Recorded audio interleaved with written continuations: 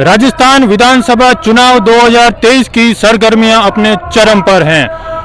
अब से 10 दिन के अंदर राजस्थान में विधानसभा चुनाव के लिए मतदान होना है और इस समय हम मौजूद हैं बायतू विधानसभा क्षेत्र, जो सबसे हॉट सीट मानी जा रही है राजस्थान की 200 विधानसभा सीटों में से, क्योंकि यहाँ पर कांग्रेस की तरफ से कांग्रेस के वरिष्ठ नेता और राजस्व मंत्री रहे हरीश चौधरी चुनावी मैदान में हैं। वहीं आरएलपी की तरफ से उमेदवार राम जी बेनीवाल उनको कड़ी टक्कर दे रहे हैं।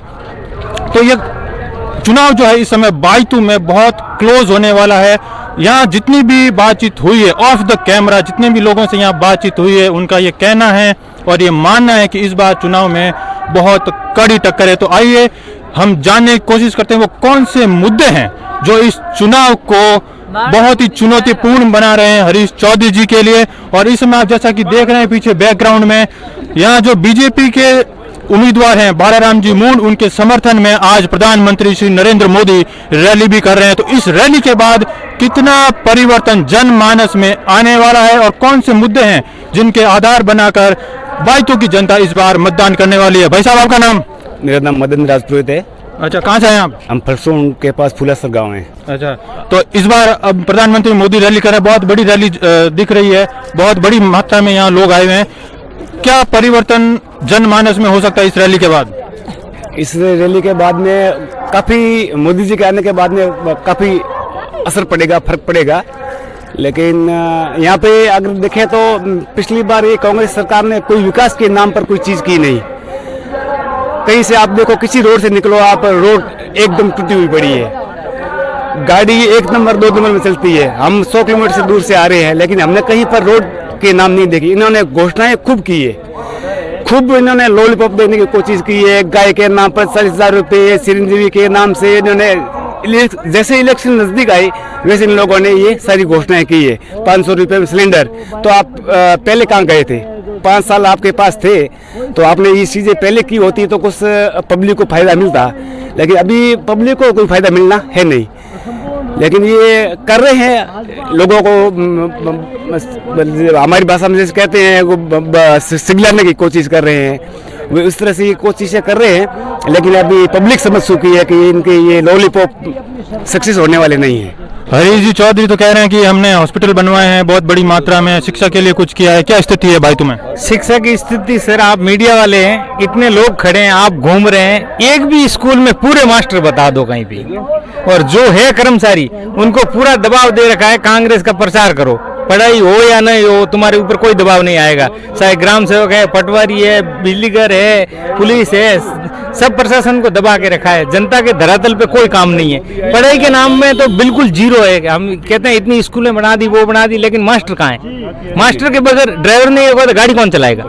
और आप खुद घूम रहे हो, पढ़ाई के मामले में बिल्कुल जीरो है। प्लस पानी की व्यवस्था केंद्र सरकार की, घर घर टूटी पहुंचाने की।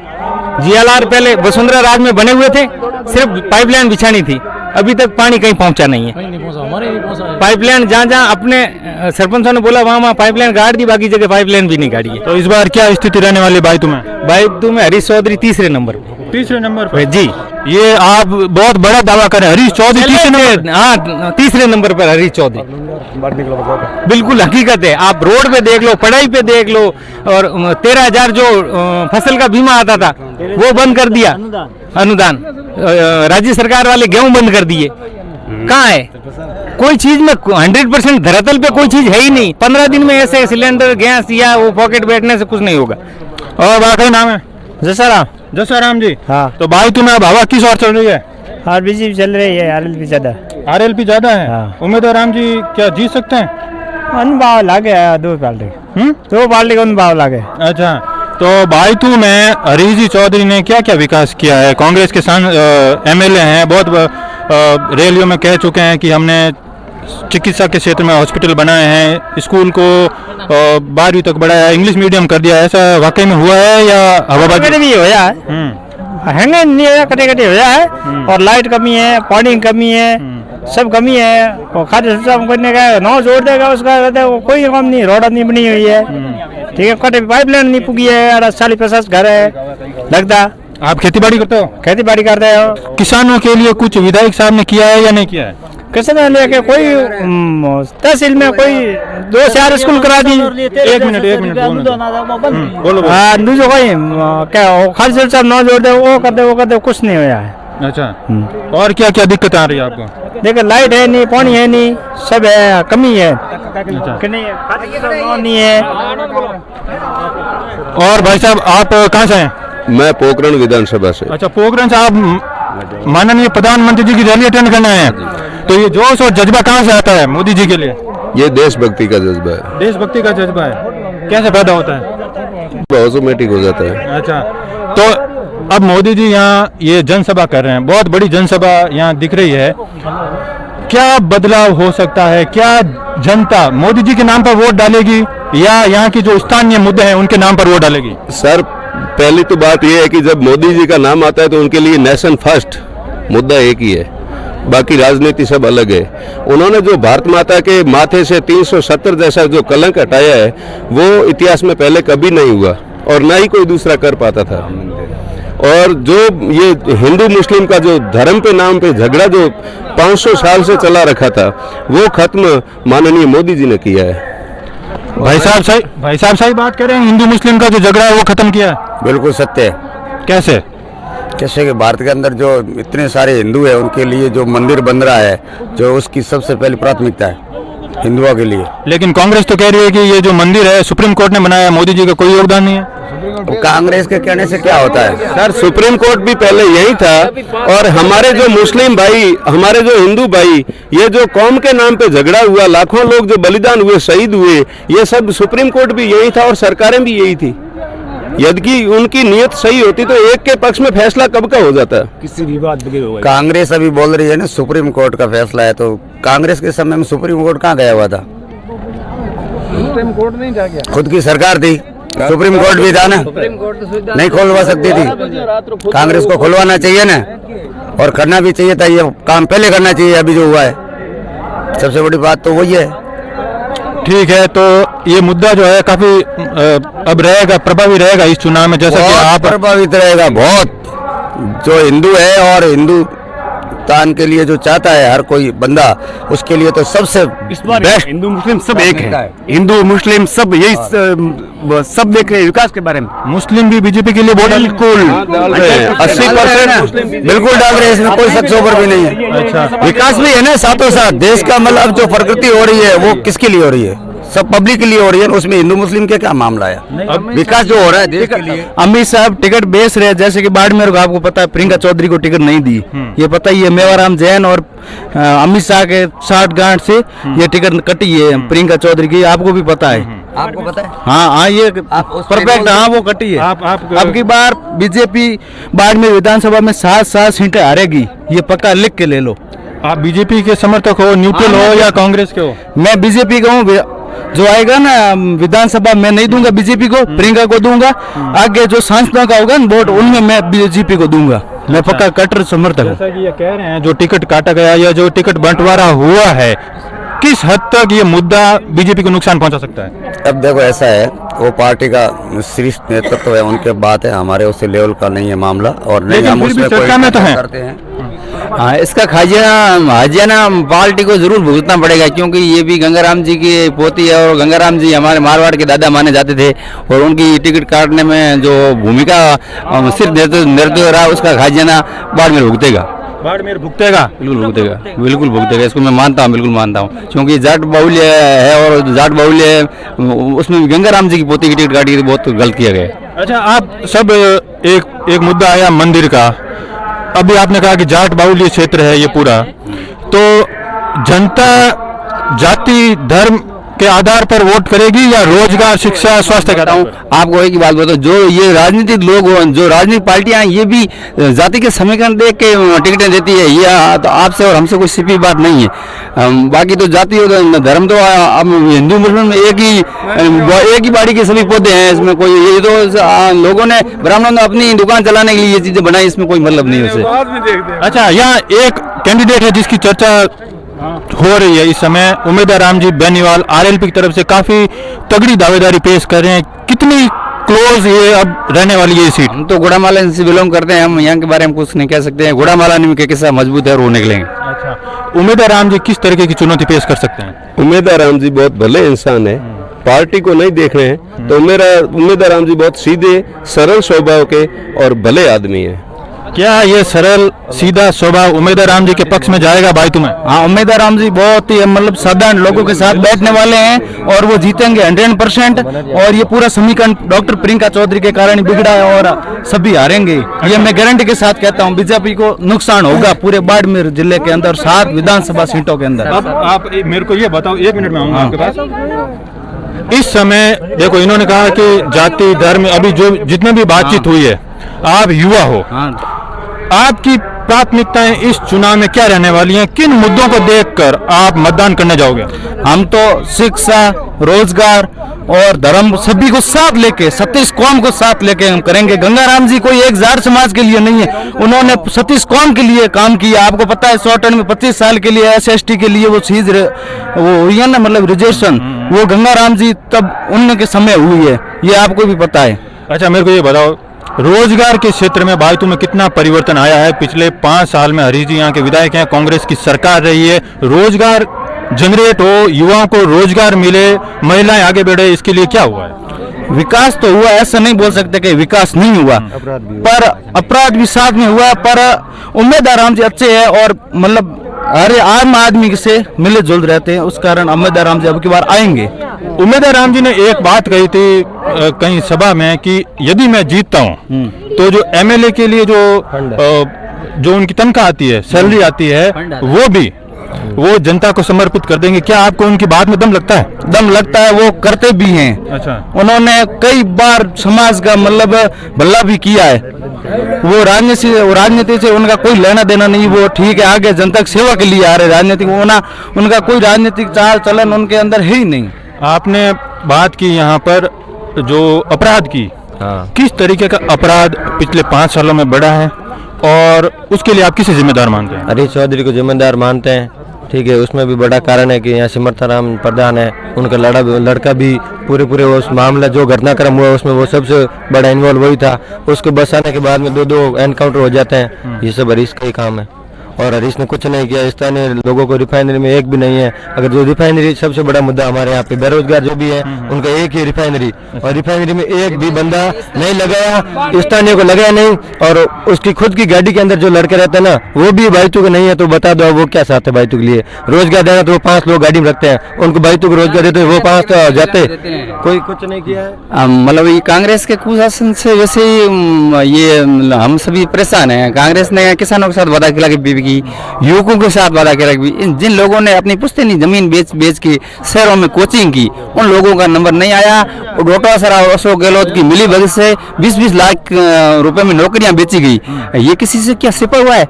इन युवकों के साथ जिन लोगों ने जमीन बेच के तैयारी की, उनका नंबर नहीं आया। और इसका पेपर हर एक पेपर लीक के अलावा इसके शासन में हुआ। क्राइम ब्रांच में देखो, लोइन ऑलरेडी के टाइम में फेलियर रहा, और क्राइम ब्रांच में राजस्थान 1 नंबर पे है, और दलितों के साथ अत्याचार में भी 1 नंबर पे है। और किसी मतलब हर मोर्चे पर ये सरकार बदल रही है, लोग इनसे बात है और इनका भी पत्ता कटेगा। आप बहुत वरिष्ठ जन दिख रहे हैं भाई, तो काफी उम्र हो चुकी है आपकी। कितनी उम्र हो गई है? 70 पर हो गया। 70 साल हो गए आप। इस दौर में जो चुनाव है उसमें कितना परिवर्तन आया? पिछली बार भी चुनाव हुए थे, इस बार भी हो रहा है, क्या परिवर्तन? जौन को नहीं प्रतापपुरी महाराज है, पोकरण फर्स्ट है। अच्छा, तो आप बाईतू के हैं या पोखरण से? पोकरणा। आप पोखरण से हैं? पोकरण से है। अच्छा, तो पोखरण से आप इतना दूर आए हैं, ये जो मोदी जी के प्रति दीवानगी है, जो प्रेम है, वो कैसे पैदा होता है? प्रेम तो होता जाना तिलक गया नहीं, मोदी जी के लिए तो बहुत प्रेम है। प्रताप जी वो ज्यादा प्रेम है, वही भगवान रूप है। आपने लगे कि आज की रैली हो रही है हमारा, इतनी बड़ी तादाद में लोग आया है, आते हैं बीजेपी पक्ष में माहौल बनेला, बीजेपी पक्ष में सब आया है बीजेपी वास्ते। आप किसानी को खेती बाड़ी करो। खेती बाड़ी में कांग्रेस राज में कितनी कहीं किसान हेल्प हुई है, मदद हुई है? कहीं नहीं। राहुल गांधी गया तो क्या कर्जा माफ कर दे, करे को किया? कर्जा माफ नहीं हुआ? गई साल हाँ वही है जो माफ बना दिया है इन्होंने। अच्छा, कह रहे माफ को याद है, वो तो बोली तो झूठी बोली हो। तो इस बार विश्वास सबसे ज्यादा किस पे है? बीजेपी बात बीजेपी में आता है। बीजेपी बात आप सर, आपका क्या नाम है भाई साहब? पीरू खां। पीरू खान साहब, थोड़ा सा आप इधर आइए, थोड़ा कैमरे के सामने आइए, थोड़ी सी आप जगह बनाइए। आप सभी निवेदन सबसे मैं बातचीत करूंगा, लेकिन थोड़ी सी आप जगह बना दें। तो खान साहब, कांग्रेस कहती है जी कि बीजेपी तुष्टिकरण की राजनीति करती है, यानी मुसलमानों के साथ अन्याय करती है। आपका क्या मानना है? ये तो प्रत्यक्ष है। जिंदगी भर मुसलमानों को धर्म के नाम पर लूटा कांग्रेस ने और उनको खौफ बताया, भूत नहीं, बताया मैं आपसे ये पूछ रहा हूँ, कांग्रेस का ये कहना है कि बीजेपी मुसलमानों के साथ अन्याय करती है। आपका क्या मानना है? नहीं करती। बीजेपी बिल्कुल मुसलमानों के वफादार है। अच्छा, ये राम का मंदिर बनाया भी अच्छा काम किया। क्यों? कि हमेशा हिंदू मुसलमान लड़ने का काम करती थी, वो खत्म कर दिया। जैसे एक चीज खत्म हो गई। लड़ने का काम कौन करती थी? कांग्रेस। अच्छा, राजीव गांधी ने इसका दरवाजा खोला था, मस्जिद का बाबर मस्जिद का दरवाजा किसने खोला? खोल के झगड़ा ही राजीव गांधी ने पैदा किया था। तो आपके अनुसार वहाँ जो मंदिर बन रहा है वो सही बन रहा है और मुस्लिम पक्ष संतुष्ट है? बिल्कुल सही है एकदम। वहाँ का अयोध्या के मुसलमानों को पूछो, वो बताएंगे। अच्छा, आप कितनी बार अयोध्या गए हैं? मैं तो अयोध्या नहीं गया, वहाँ हमारे रिश्तेदार रहते हैं, फोन से बात होती रहती है। अच्छा, तो वो मतलब खुश हैं? बिल्कुल शांत है एकदम, का एरिया हमारा शांत हो गया। अच्छा, तो आपको लगता है कि यदि बीजेपी की सरकार बनती है तो पिछले 5 सालों में कई सांप्रदायिक दंगे हुए हिंदू मुस्लिम के नाम पर, जोधपुर में हुए, उधर उदयपुर में गला काट दिया गया, तो आपको लगता है कि यदि बीजेपी की सरकार बनती है तो ऐसी घटनाएं नहीं होगी? नहीं होगी, 100% नहीं होगी, क्योंकि मोदी जी की जबान एक है। देखो, मोदी जी इतने अच्छे आदमी है कि हमारे मुसलमानों सबसे बड़ी मुसलमान कंट्री अरब है। अरब के बादशाह ने मोदी जी को सम्मानित किया है, वो सबसे बड़ा सम्मान दिया है। उसमें अकल नहीं होती, सम्मान थोड़ा देते वो। आपका शुभ नाम भाई साहब? पीरू खां जी। तो अभी हम पीरू खान जी से बात कर रहे थे और इन्होंने जो बात बोली है, सबसे अच्छी बात मेरे को ये लगी कि इनको स्थानीय मुद्दों के अलावा अंतर्राष्ट्रीय राजनीति में क्या हो रहा है, भारत सरकार क्या कर रही है और भारत के लिए देश विदेशों में किस तरीके की हवा है, किस तरीके का प्रभाव है विदेशों में भारत का, उसका भी अंदाजा इनको है। तो जो लोग कहते हैं कि हिंदुस्तान के गांवों में अनपढ़ लोग रहते हैं और उनको राजनीति और अंतर्राष्ट्रीय राजनीति खासकर इसकी समझ नहीं है, ये यहाँ साबित हो जाता है कि ये बात झूठी है और भारत के लोग राजनीतिक रूप से अभी भी बहुत जागरूक हैं। आपका नाम भाई साहब? प्रकाश बिश्नोई। बिश्नोई साहब, प्रकाश जी, क्या क्या मुद्दे हैं आपके लिए इस चुनाव में? हमारे इसमें ये बेरोजगारी वगैरह, बाकी कुछ नहीं। और हमारे गोड़ामलानी विधानसभा क्षेत्र से के बिश्नोई का बहुत अच्छा वर्षों से इस बार और बहुत अच्छा मतों से चुन के आएंगे। इस चुनाव में एक मुद्दा जो सबसे बड़ा है इस इलाके में वो है अपराध। पिछले कई महीनों से हमने कई घटनाएं ऐसी देखी, जैसे एनकाउंटर भी हुए कई, बिल्कुल, उसके कारण अपराध बहुत चर्चा में आया है, खबरों में आया है। कौन जिम्मेदार है बढ़ते अपराध? इसमें तो अशोक जी गहलोत साहब खुद है, क्योंकि गृह मंत्रालय उनके हाथ में, तो व्यवस्था जो भी हो रही है और अपराध वगैरह वो सब उनके हाथ में, बाकी कोई नहीं। उनके जिम्मेदार अशोक गहलोत साहब खुद है। अच्छा, पेपर लीक का मुद्दा ये भी किस तरीके से प्रभावी रहने वाला इस चुनाव में? बहुत ही ज्यादा, क्योंकि युवाओं को ऐसे ही बेबुनियाद ढांचे में गिरा के इन लोगों को परेशान करना। पेपर लीक का मामला है, इसमें कांग्रेस सरकार का हमेशा रहा है, इसमें बीजेपी का कोई रोल नहीं, खाली एक दूसरे के ऊपर आरोप प्रत्यारोप करते रहते बस। बाकी इसकी जवाबदारी सिर्फ कांग्रेस की रहेगी। एक और अभी जब हम बातचीत कर रहे थे, एक मुद्दा आया टिकट बंटवारे को लेकर जी। आपको लग रहा है कि जो टिकट बंटवारा दोनों ही पार्टियों में हुआ है और जो निर्दलीय रूप में खड़े हुए हैं, चुनावी समीकरण बिगड़ सकता है? होता है ऐसे, ये तो आला कमान के हाथ में है, स्थानीय नेताओं के हाथ में कुछ नहीं, जो हाईकमान करता है उनके हाथ में है। हाँ, जरूर फर्क तो पड़ता है, क्यों नहीं। इसमें बीजेपी की तरफ से अभी तक कोई चेहरा नहीं है मुख्यमंत्री के लिए। एक मतदाता होने के नाते किसको आप इस चुनाव के बाद मुख्यमंत्री की कुर्सी पर देखना चाहते हैं? सर, मुख्यमंत्री जो भी होगी, हमारे इसके अंदर सिर्फ कमल और मोदी साहब। वो तो ठीक है, लेकिन एक व्यक्ति को तो आप देखते होंगे ना कि हाँ, ये बंदा मुख्यमंत्री बनना चाहिए। जिसको भी मोदी साहब करेंगे वो हमारे लिए सर्वमान्य है। हम तो मोदी साहब को वोट करते हैं। मतलब विधान, हाँ, कोई भी हो विधानसभा में, जो मोदी साहब करेंगे, जिसको भी सीएम बनेंगे, हमारे को मंजूर है। ये तो हम तो मोदी के फेवरेट है साहब। अच्छा, हाँ सर। तो ये इतना जो दीवानगी है मोदी जी के प्रति, इसका क्या कारण है? क्योंकि इनकी विदेशी पॉलिसी बहुत ही अच्छी है और देश के लिए आज सबसे ज्यादा मोदी जी ही जरूरी है। जैसे आतंकवाद में हो। आप देख रहे हो जम्मू कश्मीर का कितना पत्थरबाज होता था, कितने जुम्मा के दिन नारा ये वो, आज एक भी आपको चीज दिखती क्या रोड के ऊपर ऐसा, और कितनी सुरक्षा दे रहे देश को, कहीं भी ऐसा दंगा नहीं हुआ। जैसे मुंबई के अंदर 26/11 का हमला था, कितने लोग मारे गए थे, उसके बाद आज मोदी जी आने के बाद एक भी कंकर उछला गया। इसके लिए मोदी जी के फैन है सर। तो ये आपने सुना यहाँ बायतू में जो लोग हैं जो इस समय मोदी जी की रैली में भाग लेने के लिए आए हैं, उनका भाषण सुनने के लिए आए हैं, उनसे बातचीत के दौरान कुछ मुद्दे निकले, आमतौर पर चर्चा में रहते हैं, लेकिन पेपर लीक, भ्रष्टाचार, अशोक गहलोत सरकार की अपराधों के प्रति नरम नीति और जो टिकट बंटवारा है कहीं ना कहीं वो भी एक कारण बन सकता है, समीकरण बिगाड़ सकता है। यहाँ का युवा जो विशेष तौर से ये कह रहा है कि हम जाति धर्म वो तो रहेगा ही, लेकिन जो शिक्षा रोजगार के क्षेत्र में जो भी काम किए गए हैं उनसे वो संतुष्ट नहीं है। ये इस समय की बातचीत से निकलकर सामने आ रहा है। भाई साहब आप क्या कहना चाहते हैं? मैं सर ये कहना चाहता हूँ कि आप बोल रहे थे अपराध क्यों पनप रहा, अपराध तो अशोक गहलोत खुद नहीं पनपा है, क्योंकि इसने कई बार बाड़ेबंदी कराई, जो बजरी माफिया और भू माफियाओं की सेफ कराई, इनको भुगतान है बजरी माफिया और भू माफिया ने किया। बजरी माफिया और भू माफिया ये आतंक मतलब ये क्राइम के मतलब स्रोत होते हैं। इनको पनपा के अशोक गहलोत ने खुद ही ये इनको मतलब क्राइम को जन्म दिया।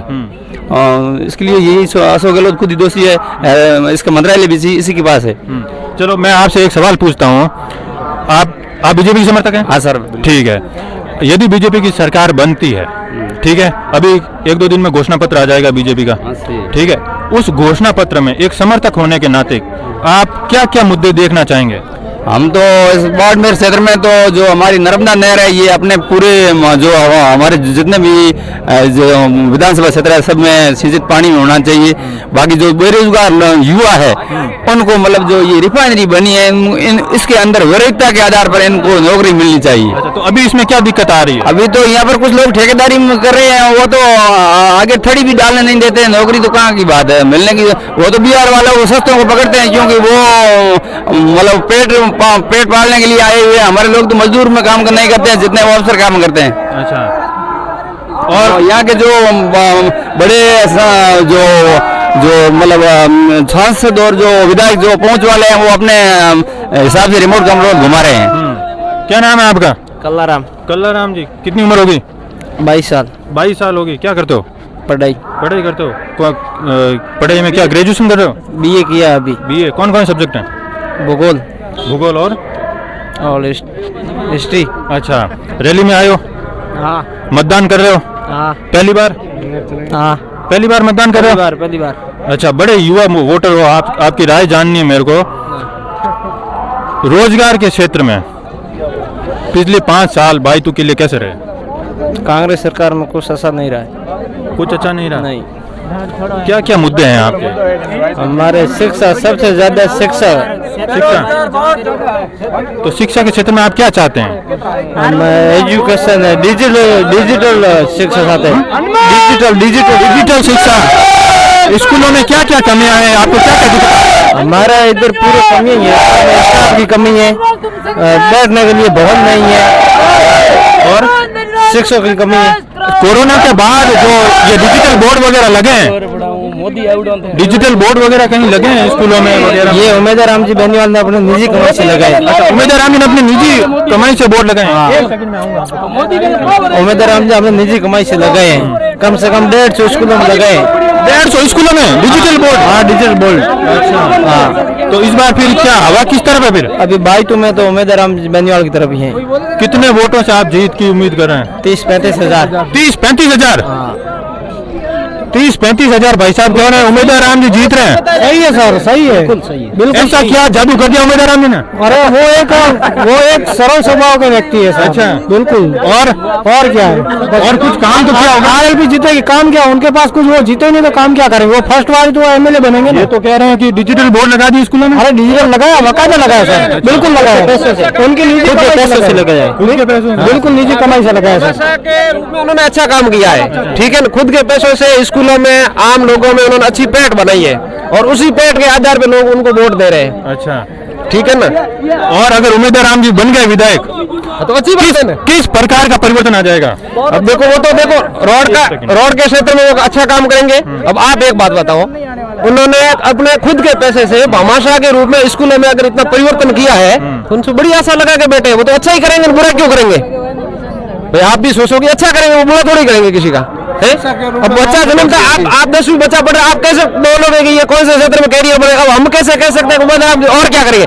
लेकिन ये पता है कि उनके 10वीं में अच्छे परसेंटेज है तो अच्छा ही करेगा, तो उन्होंने अभी अच्छा किया फिर भी अच्छा करेंगे, बुरा थोड़ी करेंगे।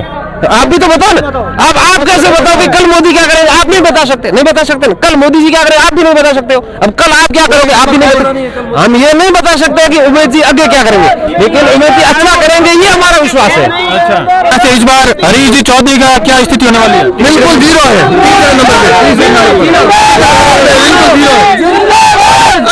बालाराम जी तीसरे नंबर पर रहेंगे, बालाराम जी तीसरे नंबर पर रहेंगे।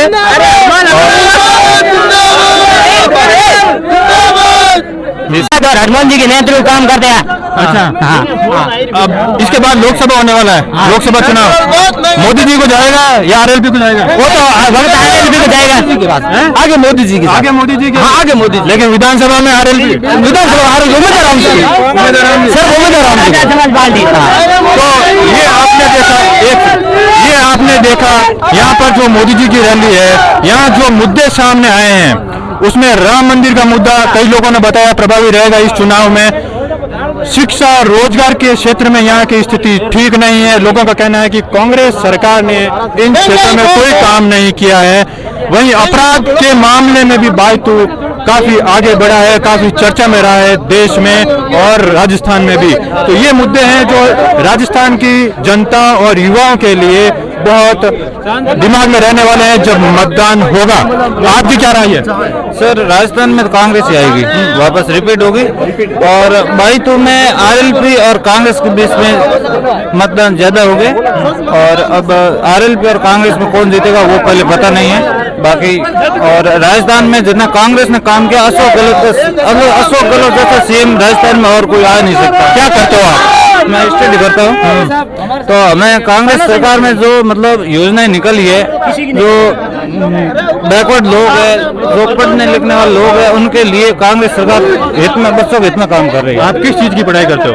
मैं स्टडी कर रहा हूँ, बीएड कर रहे हो?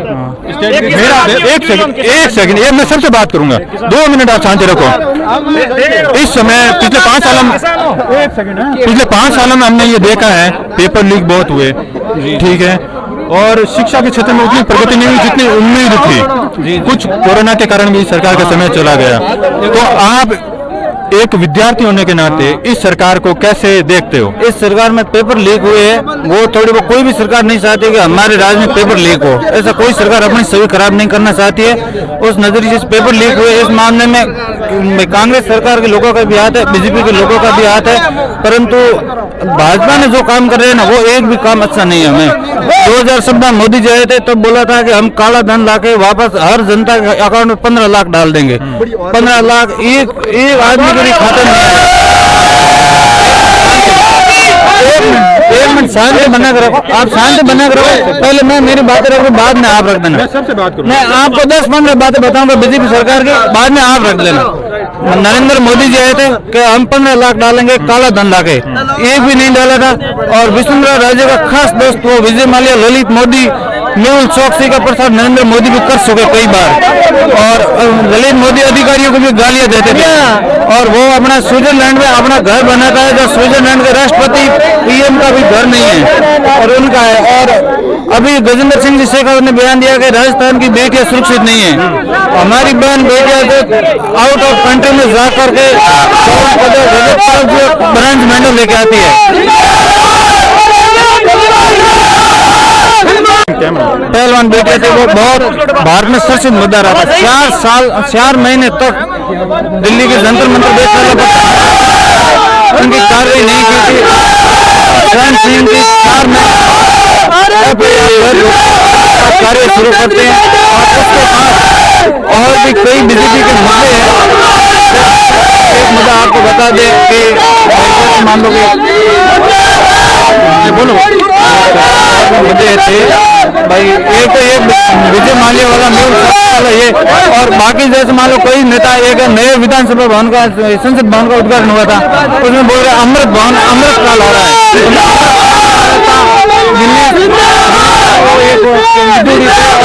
ये अली थे, उनके बीच में कैसी बातें हो रही थी और आने वाले अक्षरों से क्या सीखेगी बिल्कुल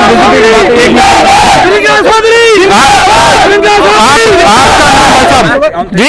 आपका नाम? जी मेरा नाम तेजाराम है। तेजाराम क्या करता हूँ? जी मैं किसान हूँ, खेती बाड़ी करता हूँ। देखो मेरी आप सबसे रिक्वेस्ट है, नम्र निवेदन है, थोड़ी सी शांति बना रखें। और मैं किसान हूँ। अच्छा। किसान के नाते मैं आप सबसे रिक्वेस्ट करना चाहता हूँ कि अलग अलग कांग्रेस से आई, कांग्रेस की सरकार आई थी, कांग्रेस की सरकार ने कहा था हम कर्ज माफी करेंगे, नहीं की। लेकिन इस बार हम इस उम्मीद के साथ बीजेपी को समर्थन और वोट देंगे कि हमारा कर्ज माफ हो। हर किसान पे 6 लाख 10 लाख 15 लाख 20 लाख का कर्ज है, इसी के साथ हमारा कर्ज माफी होना चाहिए। बस इसी के कर्ज माफी के लिए हम बीजेपी का समर्थन करेंगे, हमारा कर्ज माफ होना चाहिए। आपका क्या विचार है?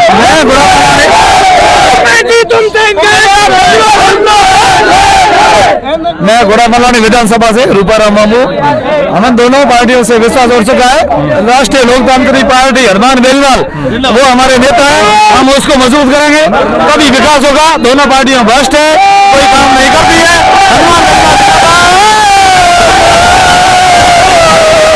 विधानसभा क्षेत्र से हूँ, विधानसभा क्षेत्र से हूँ सर। यहाँ पर आरएलपी का एक बच्चा है, सिर्फ आरएलपी ही हाईलाइट है, बीजेपी और कांग्रेस का कोई यहाँ पे पता नहीं है। आरएलपी वोटों से जीत रही है। और ये आप देख रहे हैं, ये आप एक सेकेंड, ये आप देख रहे हैं यहाँ पर जो माहौल है, हमने बीजेपी, कांग्रेस और आरएलपी ये तीन ही पार्टियों के समर्थक यहाँ पर मौजूद थे। लेकिन आपने जो कैमरे पे देखा उससे यह साफ है कि इस समय यहाँ का युवा, किसान और जो भी यहाँ का युवा वोटर है वो इस समय हनुमान बेनीवाल की पार्टी आरएलपी के पक्ष में जाता दिख रहा है। कई लोगों ने कहा है, बहुत बड़ी बात बोली है कि उमेदवार राम जी ने अपने निजी फंड से यहाँ के शिक्षा के क्षेत्र में पैसे लगाए हैं और डिजिटल बोर्ड की व्यवस्था की है। वहीं कई लोगों का ये कहना है कि अपराध वगैरह ये सारी चीजें बढ़ी है, लेकिन इस समय यहाँ का जो युवा है वो कहीं ना कहीं आरएलपी के पक्ष में दिख रहा है। हाँ जी, हम तो आरएलपी को वोट देंगे। कारण कहीं है ना, कारण क्या है इसका? इसका कारण यही है कि यहाँ के प्रत्यक्ष ही बहुत अच्छे नहीं, इन वजह से हम नहीं दे सकते। क्या कमियां आ रही थी? यहाँ क्या किया बीजेपी ने? रविंदर सिंह भाटी की टिकट काटने के कारण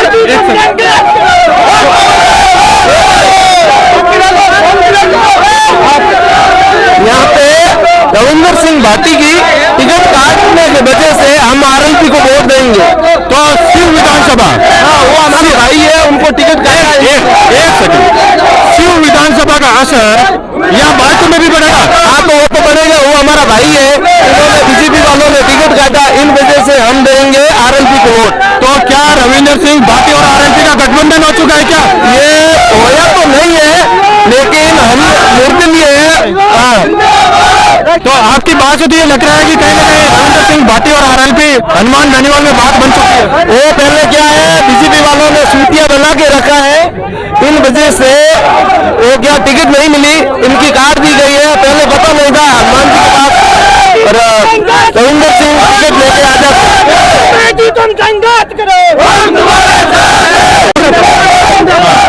इसका कारण है आरएलपी का प्रियंका चौधरी को समर्थन देना। इसका कारण है प्रियंका चौधरी की जीत पक्की है। ये आप एक और बड़ा इंटरेस्टिंग बात बता रहे हैं, रविंदर सिंह भाटी और इधर से प्रियंका चौधरी को आरएलपी ने समर्थन दे दिया है। अच्छा ठीक है, तो इसलिए वहाँ की जीत है पक्की। तो ये सब सारे वोटर युवा सभी जो आरएलपी वोटर है वो प्रियंका को देंगे। अच्छा तो आज हम एक बार बीजेपी से जीतेगा। कहाँ से? चौटन से। हाँ जी। अच्छा, कारण वो लोकप्रिय है यहाँ से, लोकप्रिय। ऐसा क्या कर दिया उन्होंने? मोदी के पीछे वोट देते हैं हम तो बस। अच्छा, मोदी के पीछे वोट। हाँ बस। तो ये तो विधानसभा चुनाव है, लोकसभा क्या है? विधानसभा है तो क्या है? पार्टी तो एक है, लोकतंत्र खतरे में नहीं आ जाएगा। नहीं, पार्टी तो एक है, चाहे केंद्र में चाहे पार्टी तो एक है।